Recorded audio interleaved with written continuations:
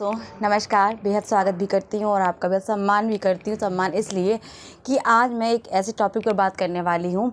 यहाँ पर जो मैंने सम्मान की बात कही वो इसलिए कि यदि आप मेरी तरह प्राइवेट जॉब लेकर सेल्फ स्टडी कर रहे हैं, वो भी कि ऐसे एग्ज़ाम की जिस एग्ज़ाम का बहुत ज़्यादा महत्व है और उस नौकरी का बहुत ज़्यादा महत्व टीचिंग लाइन में, तो बेहद आप लोग सम्माननीय हैं।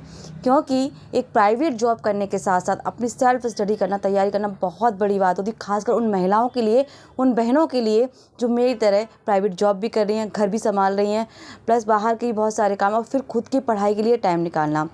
ऑब्वियसली सी बात है, इस उम्र पे आके बच्चे भी होते हैं, बड़े हो जाते हैं और जिम्मेदारियां और ज़्यादा बढ़ जाती हैं। तो वो घर गृहस्थी को संभालते हुए और फिर सबसे बड़ा जो मेंटल डिप्रेस रहता है वो ये रहता है कि आखिरकार हम प्राइवेट जॉब करते हुए अपनी तैयारी को करें कैसे। क्योंकि टीचिंग लाइन में यदि आप CBSE स्कूल्स की बात करें, प्राइवेट स्कूल जो भी आप बोर्ड जो भी हो, डजेंट मैटर ये करता है कि आप वहाँ से कितने ज़्यादा वर्क लोडेड हैं, आपके पास कितना वर्क है, आपको दिन भर समय ही नहीं मिलता। इवन आप स्कूल के काम को घर भी लेके आना पड़ता है। तो आप यहाँ सोचने के लिए मजबूर हो जाइए कि आपकी स्थिति क्या है। आप स्कूल का काम घर लेकर आ रहे हैं, तो स्थिति आप स्वयं से आंकिए कि आप हैं किस स्तर पर। मतलब जिस संस्था में आप काम कर रहे हैं, मैं किसी के खिलाफ नहीं हूँ, मैं किसी की विरोध नहीं कर रही हूँ, बस मैं स्वयं की या फिर मैं आप जो जिस तरह मेरी तरह जॉब कर रहे हैं, तो मैं तो यही कहूँगी कि आप जॉब करने के लिए गए हैं, स्कूल का काम आप कोशिश करिए स्कूल में ही फिनिश करिए। यहाँ पर मधुजा जी का कमेंट था, मैं क्लियर करना चाहूँगी कि इतना ज़्यादा वो भी मेरी तरह प्राइवेट जॉब कर रहे हैं टीचिंग लाइन में, कि स्कूल में पूरे दिन चेकिंग वर्क होता है, टेक्स्ट बुक्स हैं और कॉपीज़ हैं, तो कभी भी चेकिंग वर्क ख़त्म ही नहीं होता। मैं मान सकती हूँ ये चीज़। और कह रही थी कि और डेली तो एग्ज़ाम, हाँ बिल्कुल सही बात है, 4 बार, जहाँ 3 बार यूटी होते हैं वहाँ 4 बार यूटी कराए जाते हैं। हाफ ईयरली एग्ज़ाम हुआ और 10th-12th का प्री बोर्ड एग्ज़ाम हो, second pre board, first pre board, ये दुनिया भर का ड्रामा चलता ही रहता है। तो हमें क्या करना है, हमें ऐसी ज़िंदगी जीनी है, बोझ लेकर प्राइवेट जॉब ही करनी है। हाँ मजबूरी है, करनी तो है, कर भी रहे हैं, इसमें कोई दो राय नहीं है भाई, मजबूरी है, कर भी रहे हैं। तो क्या करते ही रहना है? नहीं, करते तो नहीं रहना है। प्रयास करना है कि हम जिसके लिए हैं, जो हमें चाहिए वो हमें मिलना ही चाहिए। हम जिसके लिए प्रयास करते हैं, पूरा संघर्ष करें, पूरी मेहनत कर रहे हैं। तो यहाँ पर मधुजा जी, मैं आपकी बात से बिल्कुल सहमत हूँ। वाकई में इतना ही वर्कलोड है टीचर्स के ऊपर, तो कि स्कूल का काम, करेक्शन का काम हो, कॉपी चेकिंग का काम हो और बहुत सारे काम होते हैं, हमें घर लेके आने पड़ते हैं। तो यहाँ पर मैं पहले ही कह चुकी हूँ कि स्थिति कैसी है, दयनीय भी है और सोचनीय भी है। सोचने के लिए हम मजबूर इसलिए हो जाते कि एक दिन नहीं है, जब हम खुद इस काम से इरिटेट होने लगेंगे तो फिर उस काम करने का मज़ा भी नहीं आएगा।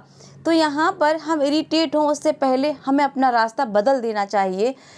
हालांकि ऐसा नहीं है, काम करने वालों के लिए काम निर्धारित भी होते हैं।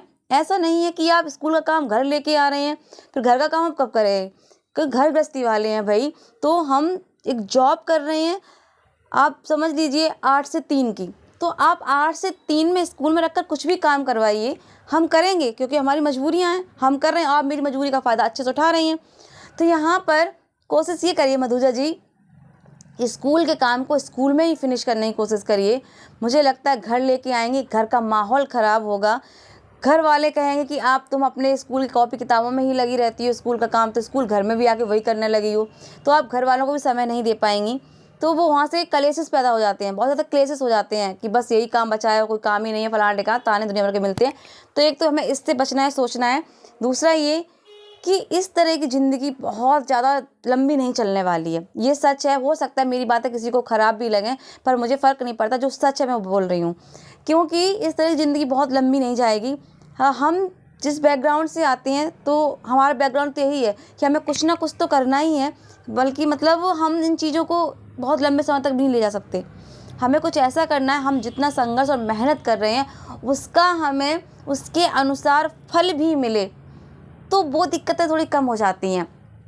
अब यहाँ पर बात करूँगी कि टीजीटी पीजीटी एग्ज़ाम की तैयारी करें या प्राइवेट जॉब करें। और ऑब्वियसली सी बात है भाई, हम जॉब कर रहे हैं क्योंकि हमें अपना घर गृहस्थी चलानी है ना। तो घर गृहस्थी चलाने के साथ साथ हमें थोड़ा सा अपने स्वयं के लिए भी टाइम निकालना है। ठीक है, मैं जानती हूँ 8 से 3 की जॉब है, तो हम सभी कर रहे हैं, फिर भी ये एक ऐसा समय है, यदि इस समय में आप अपने लिए समय निकाल लोगे तो आप एक मिसाल बन जाएंगी कि इतना वर्कलोड होने के बाद भी जब मैं प्रयास करके मेहनत करके अच्छी जॉब लेने में, टीजीटी पीजीटी जैसी पोस्ट यूपी में लेना बहुत बड़ी बात है, अचीवमेंट है अच्छी खासी, तो आप एक उदाहरण बनेंगे। अगर आप इतने संघर्ष के बाद एक अच्छी जॉब ले लेते हैं तो आप एक अच्छा उदाहरण बनेंगे कि हाँ, आप कह पाएंगे कि जब मैं कर सकती हूँ तो आप क्यों नहीं। तो बिल्कुल, हमें जॉब तो है ही, हमें भी पता है कि हम स्वयं भी कर रहे हैं, लेकिन फिर भी थोड़ा बहुत ये बस ये सोच के कि ये चीज़ हमें बहुत ज़्यादा पीछे ना, परेशान ना करे, बस इसलिए एक संघर्ष, एक प्रयासरत ये है कि अच्छे से प्रयास कर लें, थोड़ा थोड़ा ही सही। मैं ये नहीं कह रही हूँ कि आप पूरा दिन लगे रहें, क्योंकि टाइम ही नहीं है। जब पूरा दिन तो वहीं निकल जाता है स्कूल में, तो कम से कम अपने लिए ज़्यादा नहीं 2 घंटे तो निकालने की कोशिश करिएगा आप, 2 घंटे। तो आप यदि 2 घंटे निकालने की कोशिश करेंगे तो मुझे लगता है, अगर एग्ज़ाम आपका अप्रैल जून में जब भी होता है, फ़र्क नहीं पड़ता कब होता है, बस आप अपनी तैयारी पर ध्यान दीजिए और आप ये देखिए कि कितना आप अपने आप को तैयार कर पाए। 2-2 घंटे बहुत होते हैं, सामान्य नहीं है कि अगर आपकी मेंटल हेल्थ सही है और आप 2 घंटे दे रहे हैं, तो मुझे लगता है उन 2 घंटों में आप काफ़ी कुछ पढ़ सकते हैं।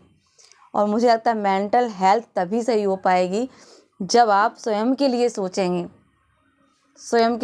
कि स्वयं मुझे करना क्या है, प्राइवेट जॉब में ही घुसे रहना है या कुछ अपने लिए ऐसा करना है जहाँ मैं मेंटल हेल्थ को भी अच्छे से रख सकूं और मेहनत भी कर सकूं। जितना वर्क आप यहाँ कर रही हैं उतना ही वर्क आप वहाँ पे भी करें जो जॉब आप लेना चाह रही हैं। तो सोचिए क्या कितनी अच्छी कंडीशंस हो जाएगी गवर्नमेंट स्कूलों की। तो ऐसा उद्देश्य भी होना चाहिए कि यदि इतनी मेहनत हम यहाँ कर रहे हैं, यदि मुझे अच्छी पोस्ट मिल गई तो उतनी मेहनत हम वहाँ पे भी करेंगे और वहाँ पे भी बच्चों को अच्छे से सिखाएंगे, पढ़ाएंगे, खूब मेहनत करेंगे, ताकि आपका भी नाम हो और बच्चे भी कहें कि क्या टीचर मिला है मुझे जो इतने अच्छे से पढ़ा रहा है। तो उद्देश्य एक नहीं, अच्छी जॉब लेने से कई सारे अच्छे उद्देश्य जुड़े होने चाहिए। तो टीजीटी पीजीटी एग्ज़ाम के लिए समय तो निकालना पड़ेगा। अब ये सब क्या हो जाएंगे, कल को एक्सक्यूज़ बन जाएंगे। अगर हम कामयाब ना हुए तो क्या होगा कि अरे एक्सक्यूज़ दे रहे थे, करना चाहते तो कर लेते। तो ये कहने के लिए तो बिल्कुल मत छोड़िए कि कोई एक्सक्यूज़ है, क्योंकि समस्याएं परेशानी सभी के जीवन में 90% ये समस्याएं हम आपके जीवन में क्या, सभी के जीवन में ही है। तो कहीं ना कहीं समझौता हमें खुद से करना पड़ेगा, चीज़ें हमें खुद से संभालनी है। तो कैसे करें हम चीज़ों को, तो मैं यही कहूँगी कि आप अपने लिए ज़्यादा नहीं तो 2 घंटे डेली अवश्य निकालिए। 2 घंटे निकालने में आप क्या करेंगे, जो भी मटेरियल है आपके पास क्रम वाइज पढ़ते चलिए। कुछ मत सोचिए, एक बुक रखिए, पहले सोचिए मुझे इस बुक को ख़त्म करना है, जब वो ख़त्म हो जाए तो दूसरी, इस तरह से करिए। अगर आपको लगे कि हमें अपने और तरीके से अच्छे से कर सकते तो आप उस तरीके से कर लीजिए। मैं अपना बताऊं तो मैं तो यही करती हूँ, एक बुक रख ली, अगर मैंने यूथ का मोटा वाला प्रैक्टिस सेट रखा है तो मुझे लगता है मुझे 3 दिन में ही ख़त्म करना है, उसके बाद मैं कुछ और छूँगी।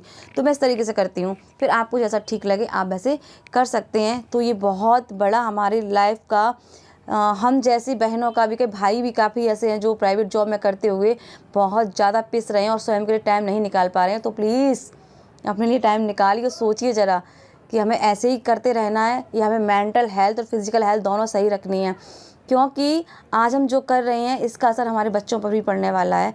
तो प्लीज़ थोड़ा सा अच्छे से सोचिए। और बहुत सारी बातें हैं, बाकी आप सब समझदार हैं और ज़्यादा कुछ कहूँगी नहीं, बहुत कुछ कह भी लिया। अच्छा लगे या बुरा मुझे नहीं पता, लेकिन हाँ, जो मैं अनुभव करती हूँ, जो मैं खुद झेल रही हूँ, मैंने उन्हीं चीज़ों को व्यक्त किया है। तो अच्छी लगी हो मेरी बात तो आप समझदार हैं, लाइक कमेंट से ज़रूर करिएगा और अपना साथ सहयोग यूँ ही बनाए रखिएगा और सपोर्ट भी करिएगा यदि मैं सही कह रही हूँ तो। बाकी आप लोग अपना अच्छे से ख्याल रखिए, जितना समय आप दे सकते हैं कोशिश करिए स्वयं को ज़रूर दीजिएगा। इसी के साथ मैं वाणी को विराम दूँगी। नमस्कार, जय हिंद, जय भारत।